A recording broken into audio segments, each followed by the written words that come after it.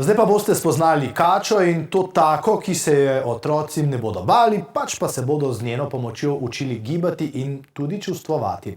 Ime pa je Čalapinka in ustvarila jo je Anja Kralj-Okorn, da bi otrokom in staršem olajšala pot v svet joge. Gre namreč za prvo jogijsko pravljico pri nas. Ob branju je veliko priložnosti za pogovor, smeh in dotik, kar pripomore k kakovostnemu preživljanju skupnega časa. Hkrati pa otroci preko pravljičnih asan razvijajo svoje koordinacijske in motorične spretnosti, izboljšuje pa se tudi njihova telesna drža. Larisa Pukšič. Bila je želva, čim je zagledala kačo, se je prestrašila. Glavo je hitro skrila v oklep.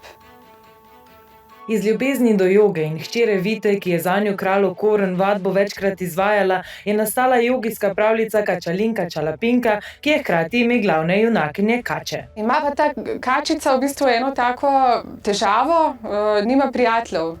In ker začuti osamljenost, se odloči, da si bo poiskala prijatelje. Kačalinka Čalapinka skozi zgodbo srečuje različne živali. Otroci pa ob zgodbi na igriv način posnemajo živali, ki jih srečuje. Takole pa potem ilustracije ponazarjajo gibanje, tako da v bistvu se plazijo kot kača, potem recimo skačejo kot zajček, ko so žirafe, stegujejo svoj vrat proti nebu, ko so drevo, lovijo ravnotežje na eni nogi. Joga se poleg gibanja osredotoča tudi na dihanje. Z eno izmed vaj v knjigi pa je povezano tudi oglašanje glavne junakinje. V naši kačji družini pa niso ne jedli, ne govorili, kot to počnemo mi. Veš, kako so se pogovarjali? Pri čem nam to pomaga, v bistvu, ta izdik?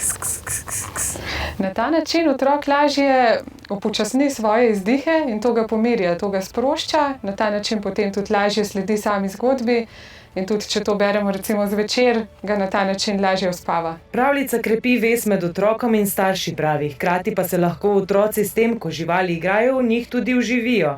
Tukaj ne gre za nek perfekcionizem, da bi oni mogli popolno izvajati te asane. Bolj gre za to, da se oni igrajo na ta način, da spoznavajo svoje telo, da krepijo te svoje motorične spretnosti. Kačalinka Čalapinka se skozi zgodbo prilagaja drugim, a na koncu ugotovi, da mora nehati ugajati drugim in se vrniti k svoji pristnosti. In to je le ena izmed jogijskih vrednot, ki so izpostavljene v pravljici, ki bo prvič predstavljena to sredo.